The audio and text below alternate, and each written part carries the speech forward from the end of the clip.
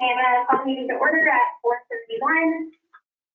Our subject time of the session is we're going to a presentation from Lynn. I'm going to say this on maybe Petrosky, the Arc of Jefferson St. Lawrence. Hi, how are you? Good afternoon, Lynn. Good afternoon. I'm well. Thanks for coming. Thank you for having me. I didn't Lynn, quite hear what you said other than my name. Lynn, this is Steve Lawrence. You and I talked a couple weeks ago, and you were very interested in what we were doing, and you reached out to us, and I mentioned to the committee that I'd like to have you join us. And I don't know if you kind of could just maybe start off like you started off with me on what you heard about us and what you could bring to things. Is your name, is that Piotrowski? It's Petrosky. Piotrowski, okay, good. Okay, But well, welcome, thanks. Just about whatever. So I'm having a little problem hearing real clear, but I just want to make sure you guys want me to start just kind of talking as if when we talked to Steve on the phone that night? Okay. That would be great. Okay, so first of all, let me tell you a little bit about myself. So I'm the Chief Operating Officer of the Arc Jefferson St. Lawrence. About 2.5 years ago, we merged with the St. Lawrence Nice Arc chapter. So I primarily work out of Jefferson 2 to 3 days a week, and then St. Lawrence 2 days a week. And that's pretty much how our leadership team works. So we work a couple days here in Jefferson and a couple days in St. Lawrence County. We have services for people ranging from birth to end of life. We have residential facilities in both counties.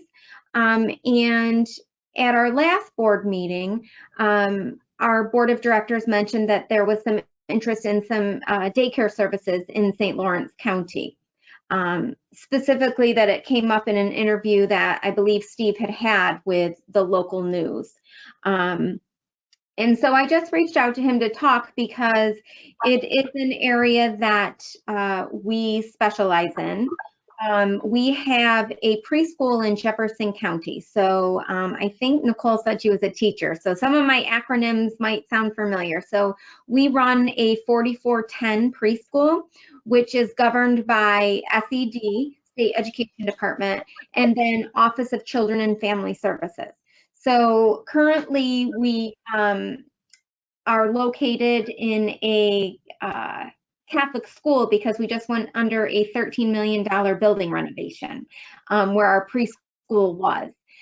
So by the end of the summer, we'll be able to host approximately 120 students, both students with disability and students seeking just daycare needs, and then universal pre-kindergarten through the Watertown City School Districts.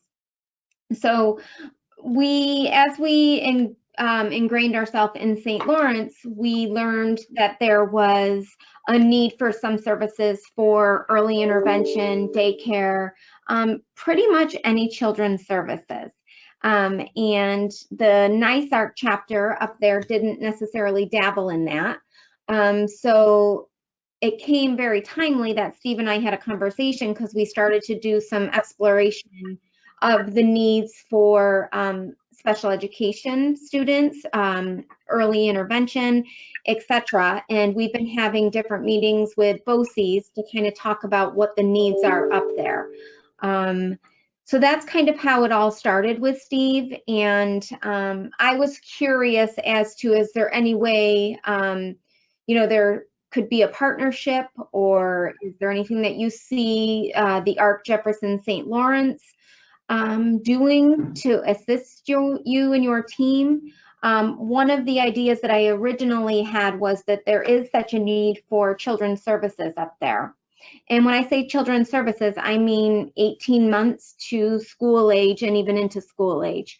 St. Lawrence County currently refers students for evaluation for speech, physical therapy, occupational therapy to our agency And they actually come to Jefferson County because that's their only means.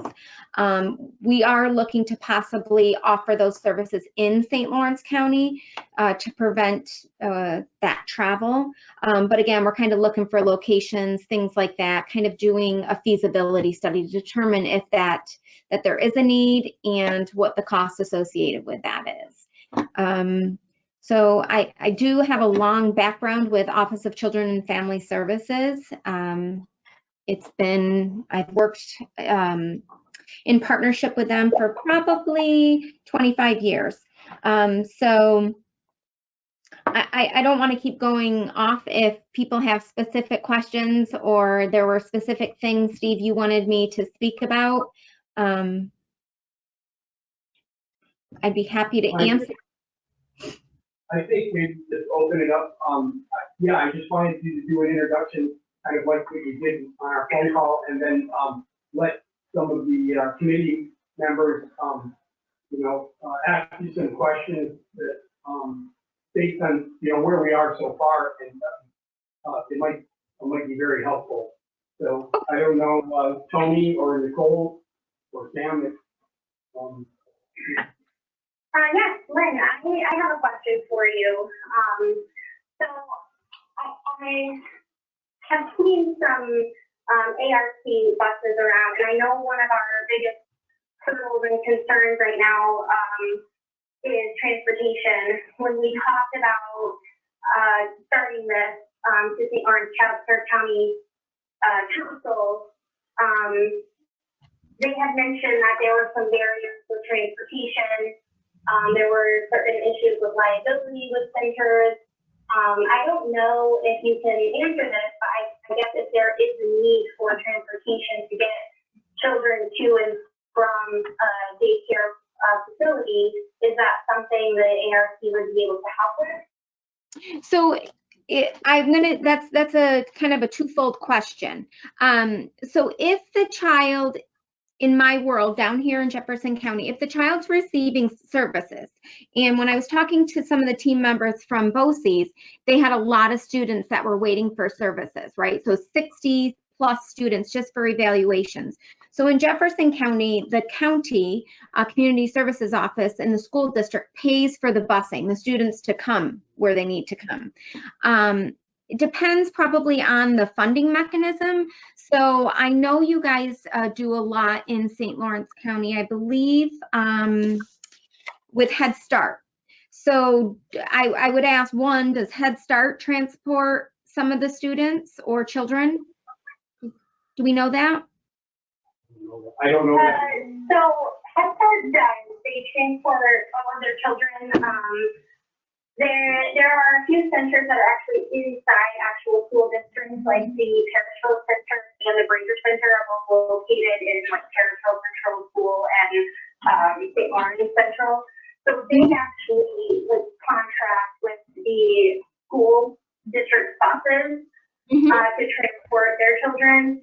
And then the more individual centers that aren't located in schools, like Potsdam, Norwood, those types of centers that aren't in the school district, they do have their own buses, their own bus drivers that they use to transport the children back and forth.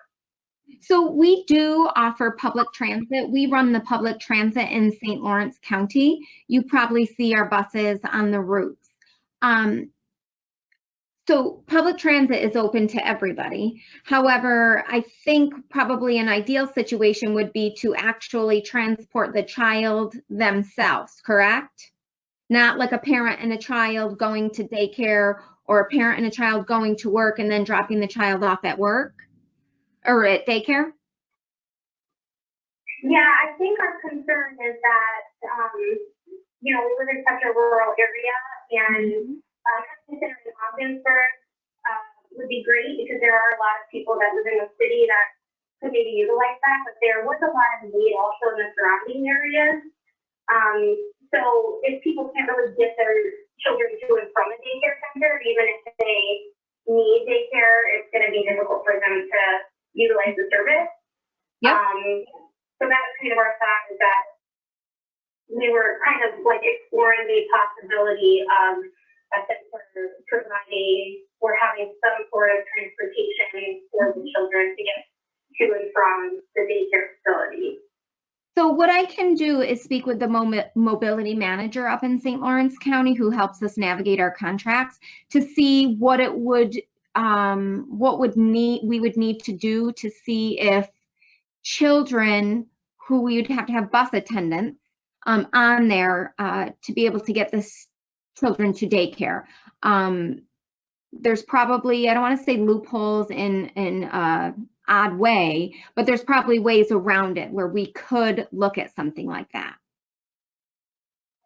My other concern with the transportation and a daycare facility is, obviously children who are like infants, it would be very difficult, for an infant to, on a bus and things like that. So I know there are probably going to be some barriers, but even for maybe older children, or even like older toddlers, something to look into. I don't know if you are going to have any information about like babies or infants. I know a lot of people that have babies are going to need childcare, but I'm sure that's going to be something that we'll have to explore. I'm not sure if Nicole has any thoughts about that, or anybody else on the committee. But I definitely think if we can look into providing any type of transportation, that's definitely something we want to do. So I will just share 2 quick points on that. Our OCFS licenser, who approves our daycare and inspects us and all that good stuff, she's asked us before about infant care. We are not licensed to do infant care because that is a choice that we made because we don't have capacity. So the infant care is in high demand in Jefferson County as well. As far as transporting youth or infants or school-age children, I would really want to talk to our transportation department to see what the regulations are. Obviously, it's done because it's done in Jefferson County for children to attend CAPC and whatnot, but I can't speak to the regulations, but I'd be happy to do research on it. Okay, that would be great. I have some questions, but Nicole, if you want to jump in with something else, or anyone else want to ask Lynn? Yep, thank you. So Lynn, I heard you say that you're under state ed. So I'm wondering, it makes me right away think, what is your funding source then, right? I'm thinking state ed, so there must be some public funds involved in that. So we actually are reimbursed by community services, our community services department, so through their early intervention program. And any services that the child, once their evaluation is completed, comes right through the county as the funnel source.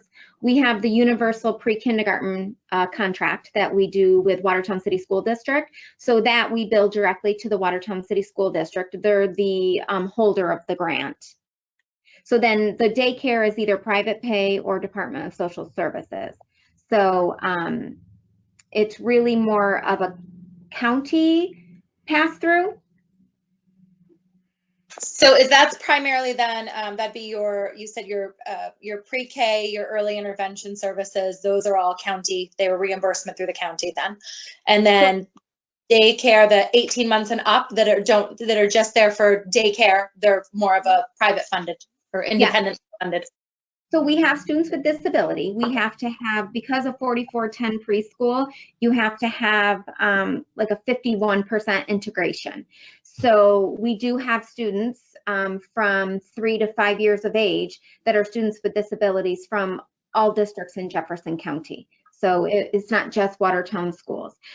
We also have typically developing children that parents may just want them in daycare. So it's an educational setting, and those are either private pay or through that grant funding, or some families elect to or need the assistance of DSS, and we get direct payment from DSS.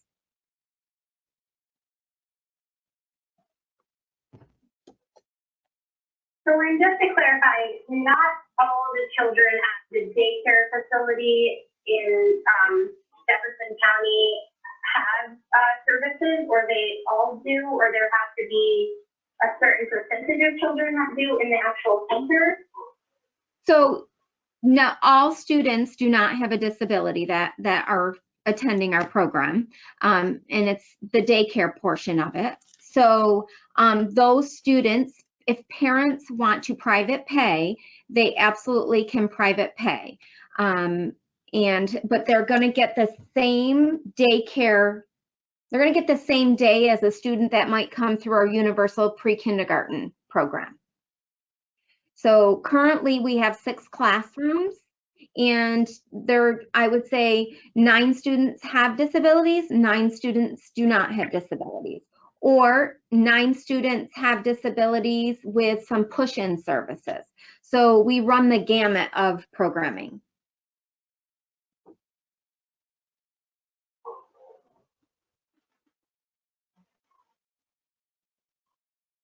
How large is the daycare center in Jefferson? Like, you said 6 classrooms. How many children do you serve there? So right now with COVID restrictions, because OCFS will tell us how many students that we can actually accommodate in each room, so we can only accommodate 15 currently.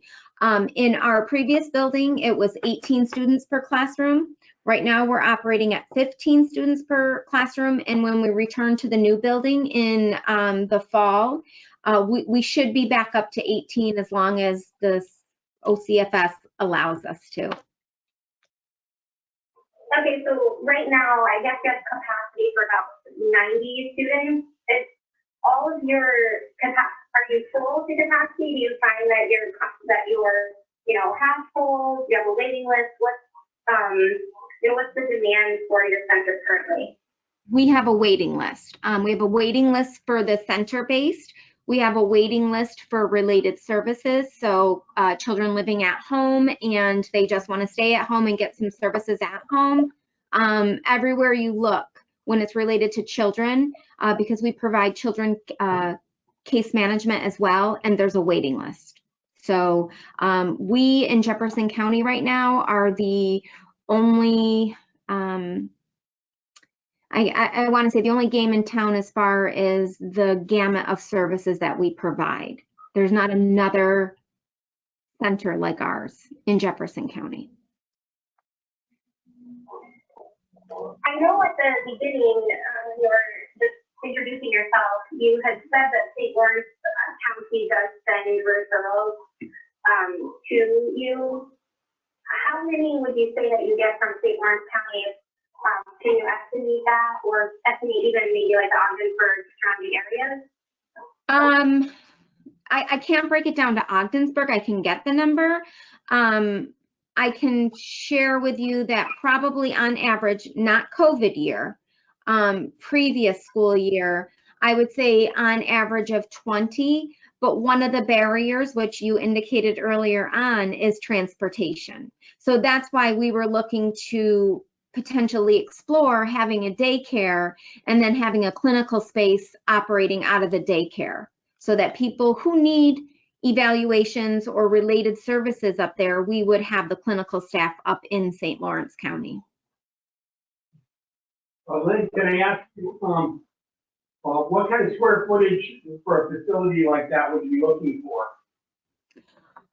So right now, I have to pull up a map. I could tell you what our square footage is. We're operating, I think the entire building is 45,000 square feet, but we're like probably a third of that. So I would say about, 15,000 square feet. Okay, yeah, that's kind of the number we're basing, our project on. Yeah. So that's good to hear. Yeah, and it's all depending on what you would want, right? So that was the footprint of our school. We were able to grow the size of our new building just by better use of space. The architects came in and really redesigned, and we're maximizing every last corner. But again, you have a bathroom in every room, which is very helpful for everybody, for all the children, all the school personnel. You have administrative suites. We have a nurse's station because we have an LPN that works in our program. We have clinical space. We have gross motor rooms. So it's a little bit more than maybe what an average program would need.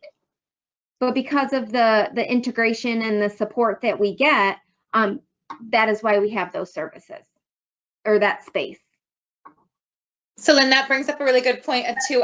So in a typical daycare setting, you've got your lead teachers and then you have your assistant teachers. What are the additional requirements to provide the services that you provide?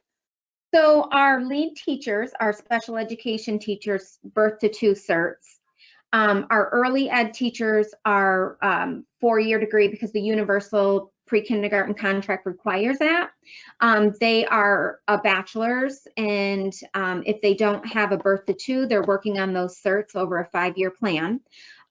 We have teacher aides in every one of the rooms, and then if a child's IEP has a one-on-one requirement, we have to provide a one-on-one for that student. OCFS, which regulates daycares, their ratios depend on the children's age. So we're always within ratio. Sometimes I walk in, I'm like, do we have more staff in here than we do children? But she always says it's based on the needs of the children. So that's our current that's our current model. And is the LPN required, or do you have certain personnel that are required based on the services and the needs of the children? So the LPN is not a requirement. We just felt that back when we started to grow the program, it was beneficial. It has been very beneficial. Not saying again it's necessary, but we also have some children with special needs. So, you know, if you have a child that has to have medication that is orally administrated, then it's helpful to have her on.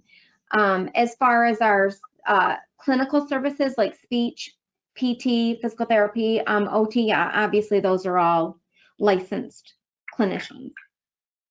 And are those contracted services not employed directly by you? No, we have 6 speech language pathologists. We have 6 with 1 onboarding of physical therapists, and we have 4 occupational therapists, and that's just in Jefferson County. So we have a clinical department in St. Lawrence as well. Sorry, one more follow-up question on that. As I'm thinking about the people in and out of the building that I work in. So those, are they employed specifically by you, or would they also be the people that go into the school buildings to provide those services? Are they contracted with the school districts as well, or they are just housed and just provide services to the kiddos that attend your centers? So those employees are just servicing the children that are in our program. Now, we do go into the homes though. So we stop at preschool. So we're not in the school districts, but no contract unless there's a significant need where they ask us for an MOU or something to do that. But they're at their max caseload, so that would put them over the edge.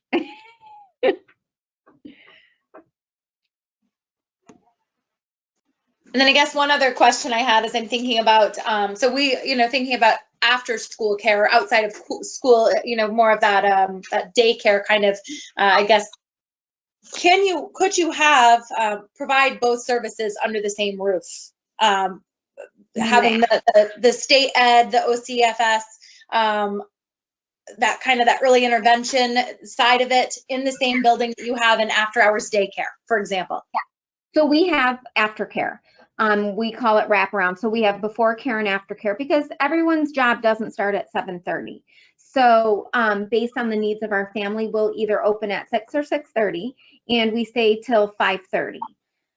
And school technically and the buses come at 2:15 and they arrive at 8:15. So we are available for that. And we've contemplated because the rest of our agency is 24/7. And there is a need for some of our adult service providers to have daycare. And our executive director has, subliminal messages and says, is there a need for the overnight? And I'm like, find me a building, we'll do it.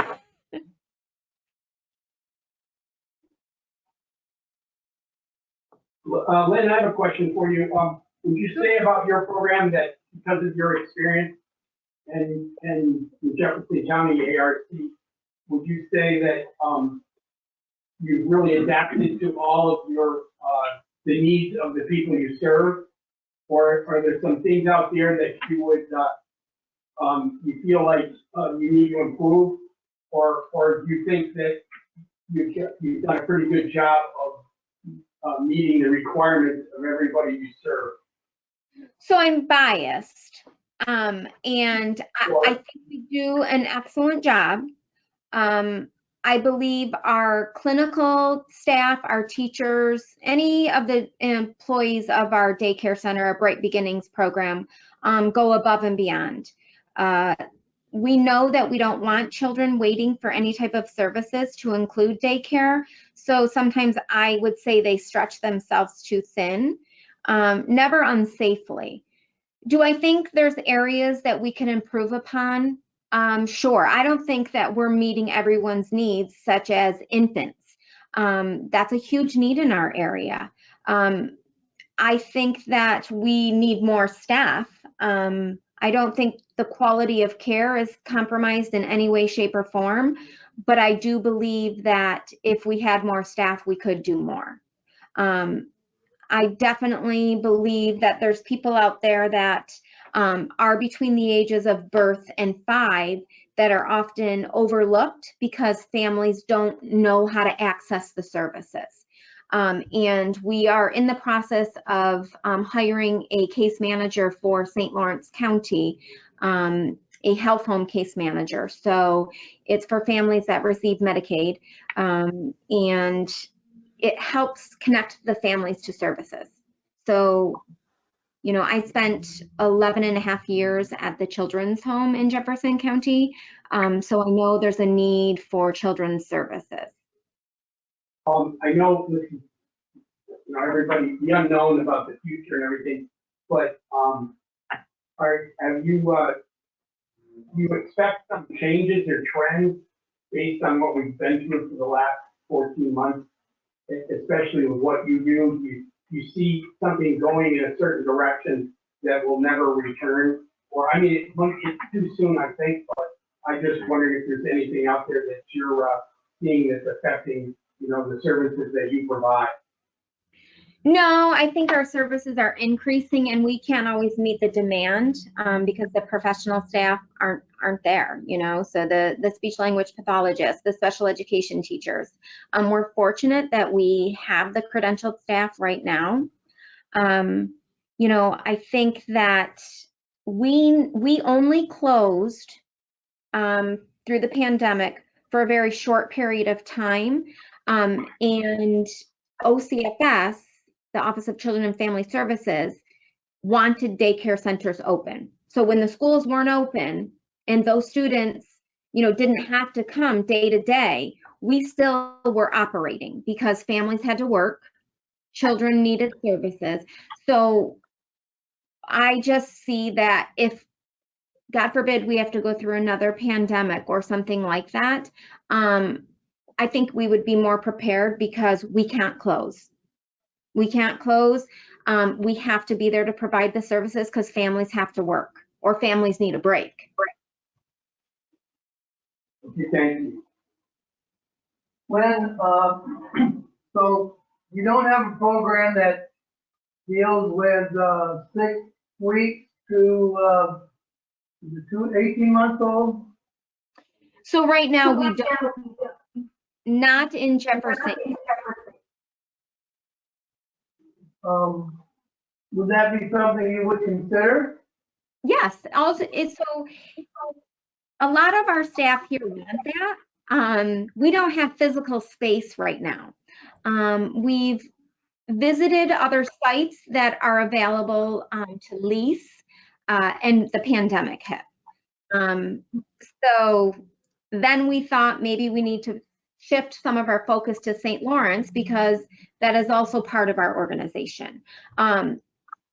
It's really a matter of opening a center, contacting the state and saying we would like our license to be infants to school-age children. It's not, I don't mean this in any condescending way, but it's not difficult to add an infant category. You just have to show that you're prepared. So that be cribs, that be food, all sorts of things. So who actually runs your daycare center? Do you have one specific individual, like their executive director or whatever the title is? I got to be honest, our executive director isn't as immersed in our daycare as, I think he enjoys that. So we have a program director who is responsible for the entire children's program. We are required through state education department to also have a building principal, which is a lot, I think, in my opinion. But so we have 2 very strong leads, and then we have a case manager that works in the school, and then we have a clinical coordinator. So, and the program director reports to me. Okay. Do you partner with JCC on any students there that are in maybe early childhood curriculum or something like that? Yes, so they do some of their internships. They have to have certain, I don't want to say clinical hours, but they have to have certain hours of observation. Again, last year with COVID, they didn't have them. We're not allowed to have them right now just based off the restrictions of the state. But yes, we do. We hire a lot of JCC early ed teachers to be aides, to be classroom teachers if we have slots for them. So they're right across the road from us. Right, but you haven't had any contact with SUNY Potsdam, their programs, or you have? So we have an internship program with them for our adult population. So students in their sophomore year enter a program with us, and they work within our residential or our day programming, not the children's programs, because it's not really flourishing up there. And then they stay with us through their senior year of college, and then as long as their performance is good over the 3 years, they're guaranteed a position with us. Yeah. That's good. Yeah, they're wonderful to work with. Actually, all the colleges have been wonderful to work with.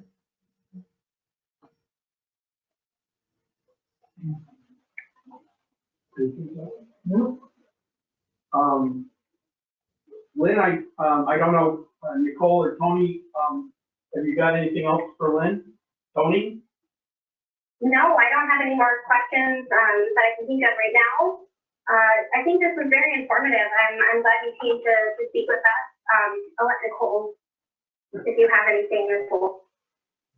Lynn, I just want to thank you so much for being here with us today. I know it's taking time out of your schedule to inform us. And, we're keeping all of our options open at this point to just gather information so that we can do due diligence, and definitely appreciate your support. And we'll look forward to more conversation. I'm sure, like Tony said, we'll have questions that'll come up. So it's nice to have a face and a name to reach out to. Yes, and please don't hesitate. I know Steve has my contact, and you can share it with whomever. It's also on our website, but I would be happy to answer any questions or brainstorm with folks if, there's different ideas. I can just say that I know over the course of the next year, this is a venue or avenue that we're going to proceed with, just because we believe there's a need up there, and a lot of our families are telling us that. So, anything we can do to assist, we will do. So thank you very much for having me. Yeah, Thank Lynn, you. thank you for reaching out to us. Initially, I really appreciate it. It's quite a surprise, and I'm glad to have you here, and thank you for your time. Yes, absolutely. Hope to see you guys again soon. Thank you. Have a good night.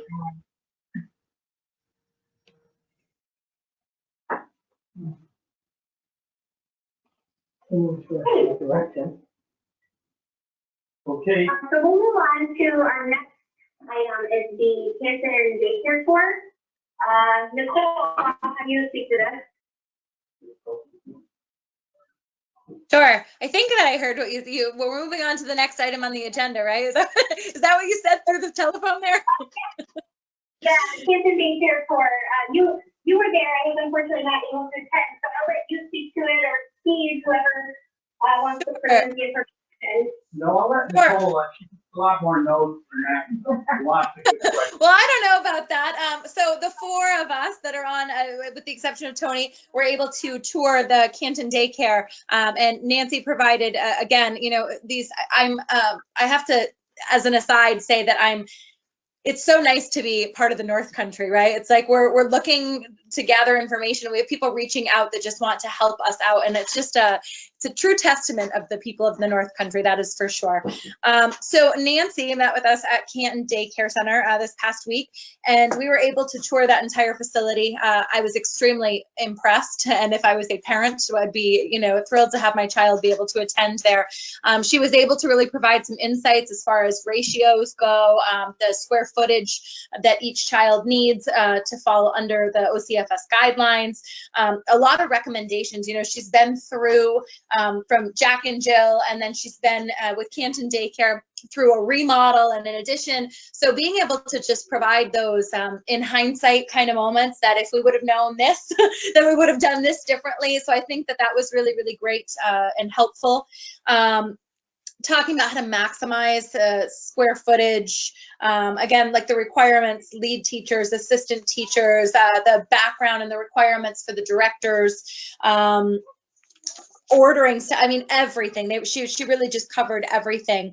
And I think the biggest takeaway from that is we're kind of, one of the biggest, I guess the cooperatives that she has as the director of that is her board of directors. And so I think that was one of kind of my lasting pieces that I took away from that is while we are kind of a steering committee, a board, a committee looking into this, I do think that at some point, maybe after we've done that needs assessment, it's going to be imperative that we kind of think about, or hopefully we have people approach us, some stakeholders that would want to be part of a board, a steering committee to get this off the ground.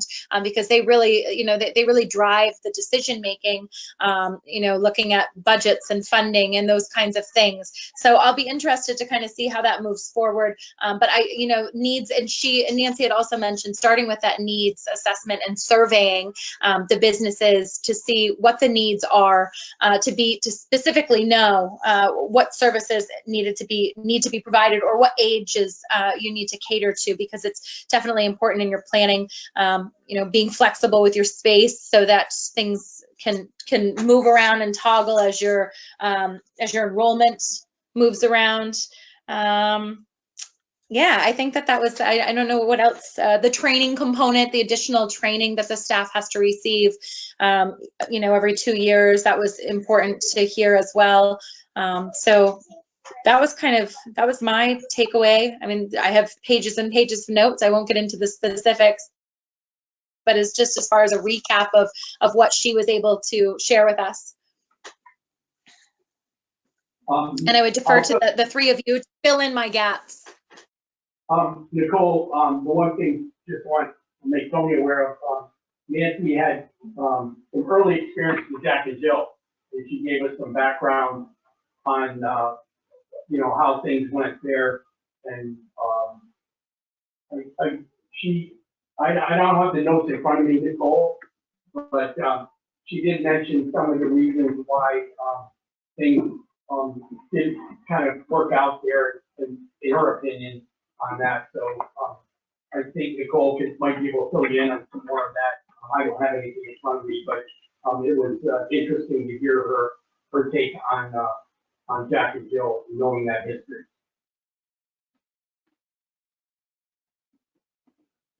Nicole, is that something you wanted to touch on now quickly, if you have notes, or just like a main reason or something that she said about why Jack and Jill wasn't successful?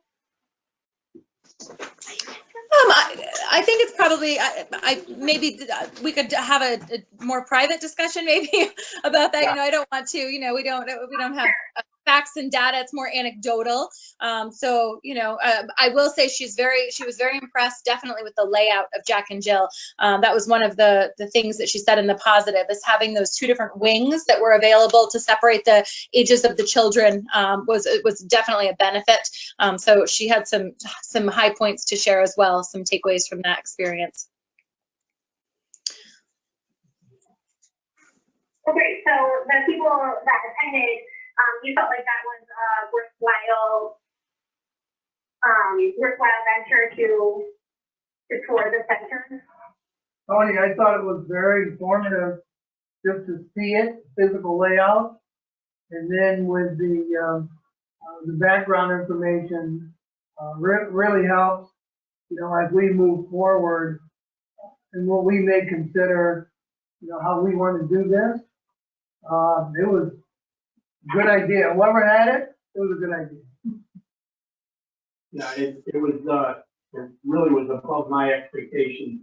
I mean, I was familiar with the building, because I'd been in it previously, but not the actual daycare, but very impressed with the facility and impressed with Nancy. Everything, she knew things inside and out, and she couldn't be more helpful. We were, like echoing what Nicole said, it's really great that you know, someone steps up and wants to help us with that.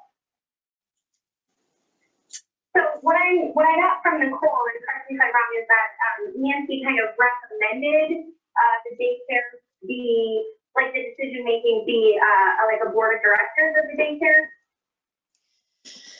So that's how Canton Daycare operates. Is she is their director, but they have a board of directors as far as budgeting and making sure that they're within regulations. That really, you know, their program, their lead teachers, they're the ones that create the programming for the students. So that kind of academic component, and they structure the day.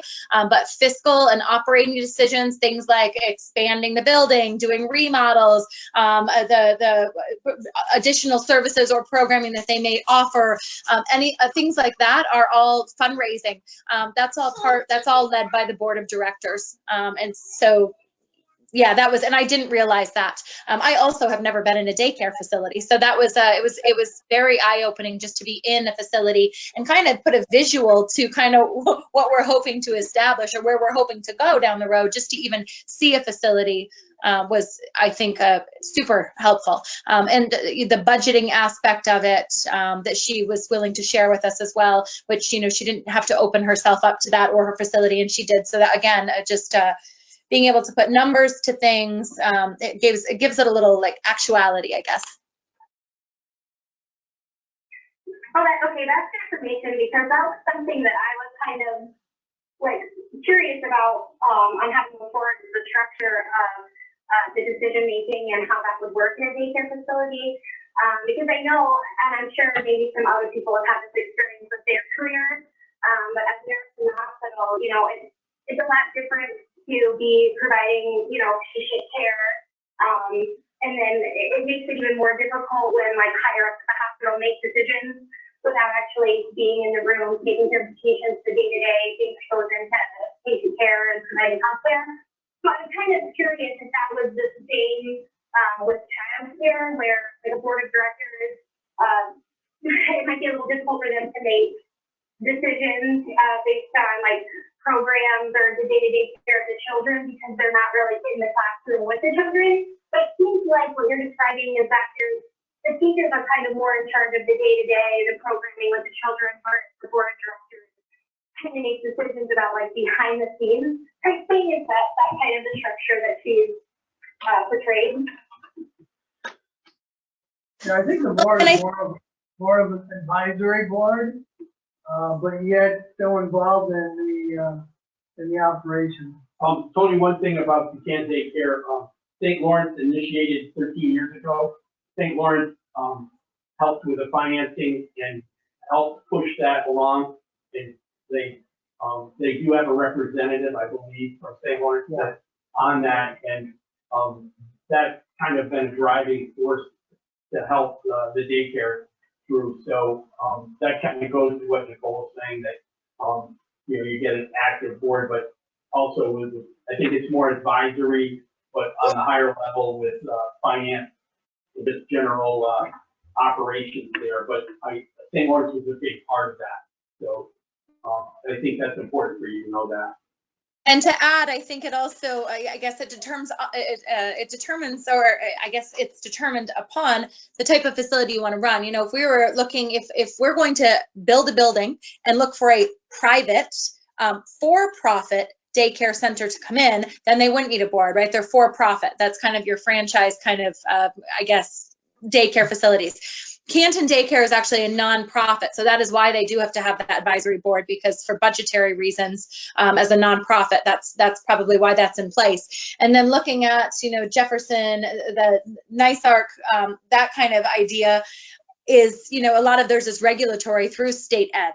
That's why they have some of those positions like a principal, so they fall under state ed guidelines. So you know, you've got 3 different operating experiences that could all be housed in the same facility. So again, I guess that again brings us back to what is our role in this, and as establishing a facility, what direction is going to get kids in a building fastest, I guess, would be a consideration that we might need to think about. Yeah, good point, Nicole. I think that's something that's been kind of hanging out there, that we really need to focus on that. And the reason I say that is we're putting a grant application that's due next week. It's very general, but that's going to go through Senator Gillibrand's office. And with that, there's going to be questions they're going to ask on a high level and not so specific right now, but that's one of the things that we may have to decide. Are we going to build the building and be the landlord? And then, to your point, what would we like to see? You know, I think you mentioned three scenarios, and I think really we need to look at that and keep in mind that we're stressed in here, and to commit to a project and not have the resources and the manpower to see it through could ask, or we could get a lot of problems out of that, and it would hurt our success on that. So we have to take a lot of things into consideration, and they may not be exactly what, you know, what we all want. So I would ask everyone to kind of think about kind of narrowing that down right now, so we're a little more focused on you know, a plan forward. Does that sound about right? That's just my take, and I don't want to dominate the discussion here, but I'm just seeing it from a trying to find its funding source, especially now. It's an opportune moment, and we'd like to take advantage of that. Absolutely, I agree. And you know, with that grant funding, they're going to want a business plan in place by whoever is going to be in that facility. So I think that, you know, getting the right people in the right place at the right time sooner rather than later is going to behoove us.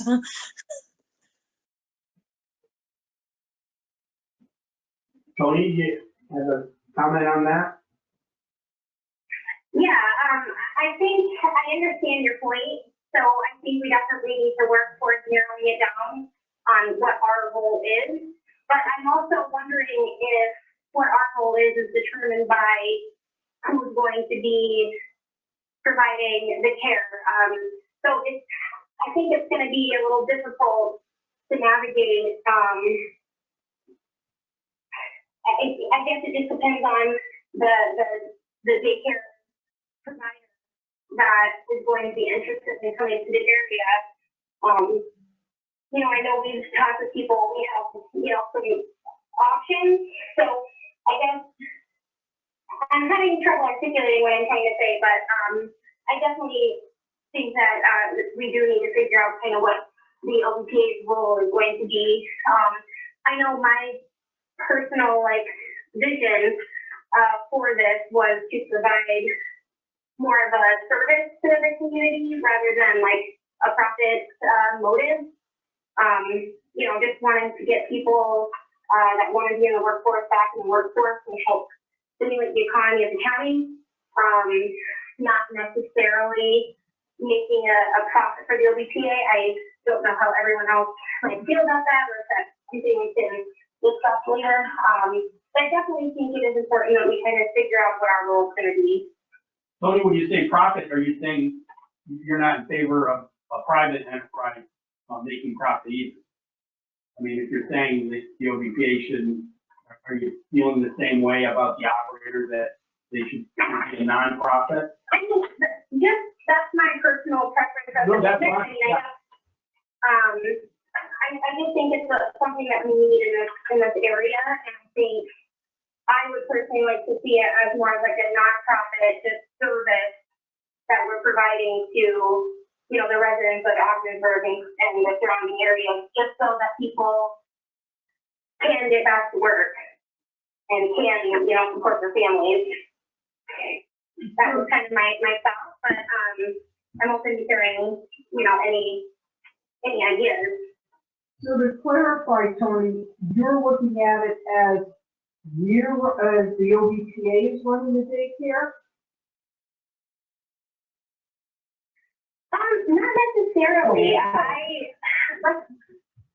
think that it kind of depends on who we get in, because there could be a daycare that wants to come in, that wants to run their own day-to-day operations and would see us as more of a landlord. But then there might be another option where we are kind of the advisory board. I think it just depends on what type of facility that we get in the Commerce Park. I don't know if we're at the point where we're deciding like what type of childcare we're going to have in there. So I guess I don't know if we can really make a decision on what our role is going to be yet until we know what type of services, what type of childcare, what community agency we're going to be working with. I know that I would like to go in like a nonprofit service direction. That would be ideal in my mind, but like I said, I'm open to what the direction the committee wants to go. Well, the Canton Daycare is a nonprofit. Right, Nicole? Yes. Yes, sir, that is correct. And ARC is a nonprofit. How, let me ask you this, I mean, with my conversation with Lynn, and I'll, you know, my opinion,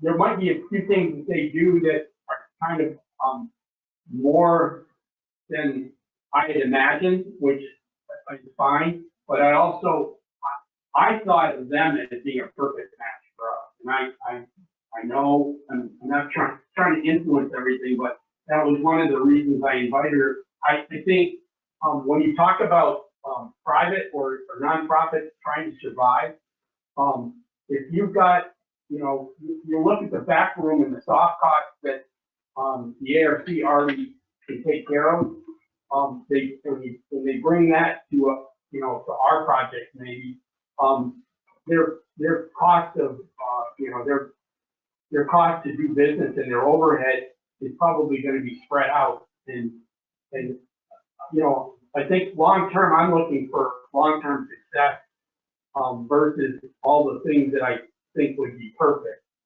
And I think that's, for me, from what I've gathered from Jack and Jill and what I hear from Canton Daycare and everything, that viability is never a sure thing with daycare. And we're hoping that changes, you know, to go to Tony's point, that we turn a corner here and everybody agrees how important childcare is to the job market, to the individual, you know, the young children involved. And so, you know, that's my opinion. I just think that something like the ARC, and they're going through a renovation, so right there they know kind of what the layout they'd be looking for. And and I'm looking at it more from a facilities end, so I guess I'm jaded in that regard, but I think it seems like a very good fit. Anybody? Steve, I agree with you. I was really impressed by her presentation and all the services the ARC provides. I'm excited to talk with them more in the future. And their model, the ARC's model, the Head Start model, is kind of what I was envisioning. Of course, I think we also have to consider like what the community envisions, which kind of leads us, I guess, into our next item for discussion, which is the community-wide survey. Because I know that we all kind of have our visions, but I think it's definitely important to see what the community envisions and see if there's, points, that intersect, so we can get a clear picture of what we're going to provide. But I definitely think working at the ARC is going to be something that I'm interested in.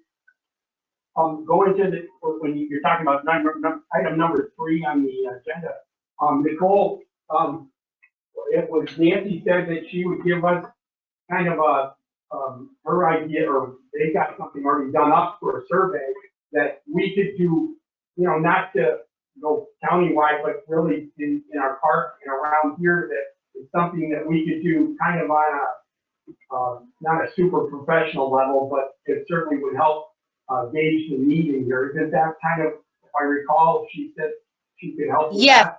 She did say she could get the survey out that they had used, so I think we could use that as a starting spot and then just kind of tailor it to fit the needs. And I mean, that's definitely something that I can create and we could push out to the employers, the local employers.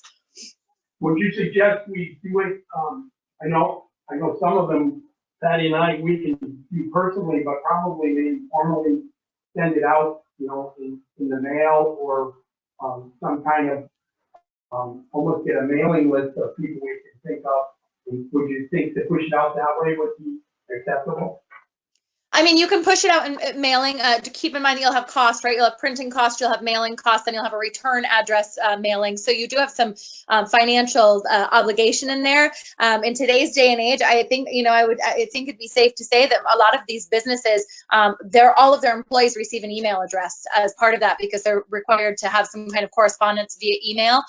So I would say that we could probably reach out. Some businesses, we may need to do a mailing, but I would say most of them are going to have email addresses that they can just push the survey right out. And of course, data collection is a lot easier to do and sort and analyze when it's done digitally as opposed to having to input things manually after the fact. You young people know all the tricks. But it's my forte. I unfortunately need to get to another meeting. So yeah, if we could get that survey from her, I think that'd be that'd be very, very beneficial. And that'd be a great next step. I really think that we need to know before we can move forward. With anything, with any ideas. No, I think we've done good work today. I really. Yes, I would be interested in finding out also, and it made me think about it. So, and I could be incorrect, but I'm pretty sure that transportation in St. Lawrence County for early intervention services is actually a private company contract. The school districts do not transport their early intervention.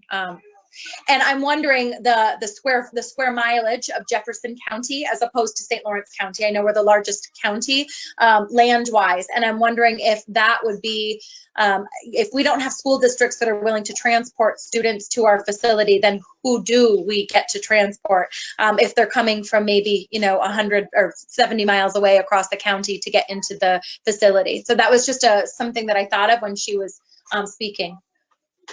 Because we're not, just Ogdensburg is not a central location when we're thinking about the county. Canton is a great central location.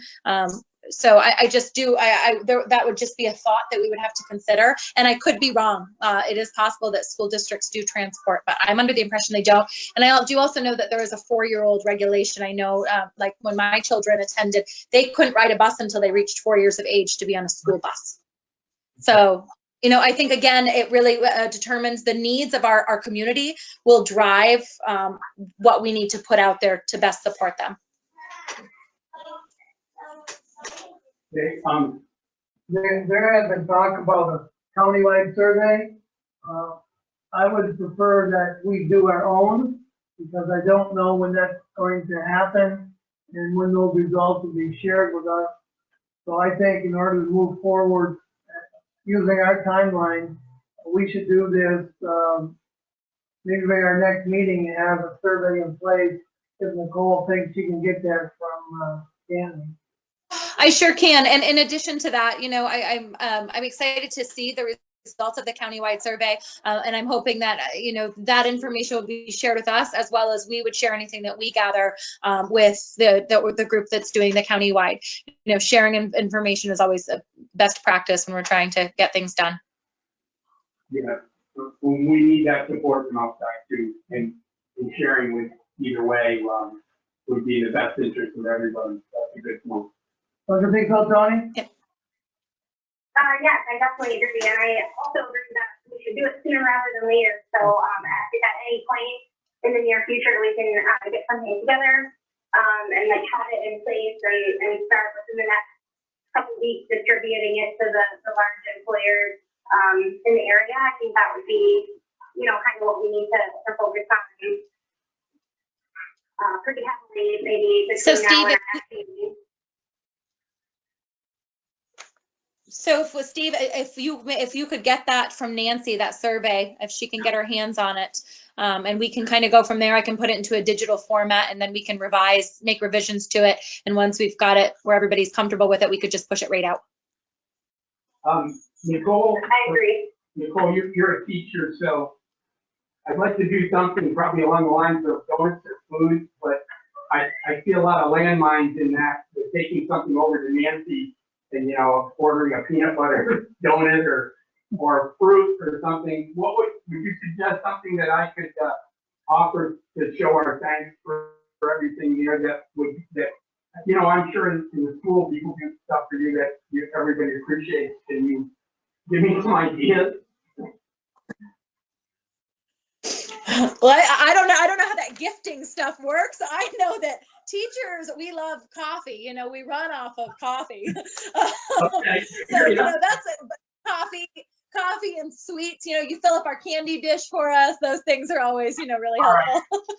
Right. Okay. A nice personalized mug, a little totes.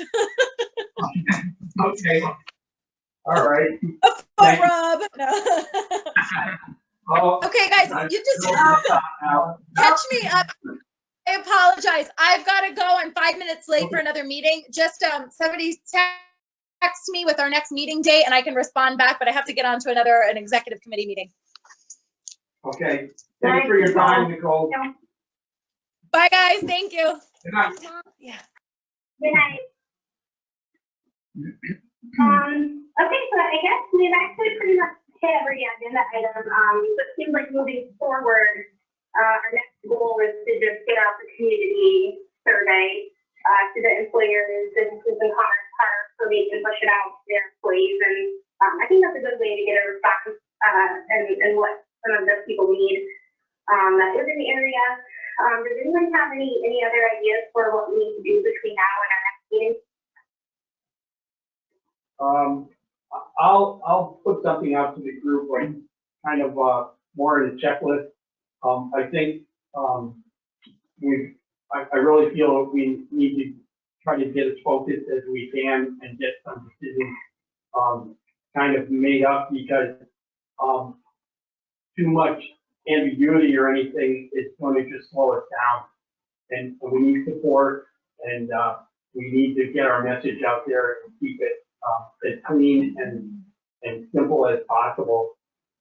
So I will put something in the form of kind of how I see the whole project going, and it's not written in stone, but it's trying to do it like a checklist or a guide all the way through, and we can add or subtract to that, but also know that we can knock things down, almost just like we do on an agenda type of thing, to say, okay, we've taken that, we don't have to talk about it, we know where we're going. So I don't want to dominate things, but I do want to keep things kind of organized, if that's okay with you, Sam and Tony. I love organization. That sounds great. All right. Well, yeah. I worked in an OR. I like things very organized. Okay. I love checklists. great idea. Okay, well, that's great to hear. All right, well, Tony, do you need anything else on the agenda here? Or just that, oh, how about, you want to shoot for another meeting date now, or do you want to? Yeah, we can set our next meeting. So I think the Tuesdays works well. I think for Nicole maybe too. We want to stick with a Tuesday in the next upcoming week. Tuesday, yes, that would be fine. But we need to, I think we need some time, a little bit of time, probably first or second week of June. Does that sound reasonable? Yeah, that's reasonable. I was thinking June 8th, maybe around the same time, 4:30. Yeah. June 8th to Tuesday? I don't have time. Yeah, June Yeah, 1st. June 8th is Tuesday, yep. Okay, yeah, and Patty's pretty involved in the audit right now, so, and we've got some grants going on next week. So we're gonna be tied up pretty much here, but we'll do our best to get, you know, especially I'll get with Nancy on the survey there, and we'll get going there and see how we can get that out. So the 8th Okay, at 4? let's plan for 4 p.m. on the 8th, just in case, like Nicole or I have another meeting to follow. We'll just go ahead and do it a little bit earlier. Sure. That way, you know, nobody has to leave early, or you can just, yeah, I think that'll be good. 4 on June 8th. Okay. You want Anne Marie or to let Nicole know that? We'll just formally. Sure. Yeah, we can formally notify her, and if we need to change it, you know, like, we have plenty of time to, you know, adopt what really. Okay, so Anne Marie will take care of that. Mhm. Nicole. Thank you, Marie. Perfect. All right, does anyone have anything else? No, I'm good. Thanks for your time, Tony. You're gonna be on tomorrow, Tony? Yeah, we have a, I can't make it tomorrow. I have a doctor's appointment at the exact time of the meeting. Yeah. Okay. Just. Okay, thank you. Thanks, Tony. Have a good night. All right, thank you guys. The meeting ends at 5:38. Oh. Thanks. All right, have a good night. Thank you all. See you later. Okay, bye-bye. Bye.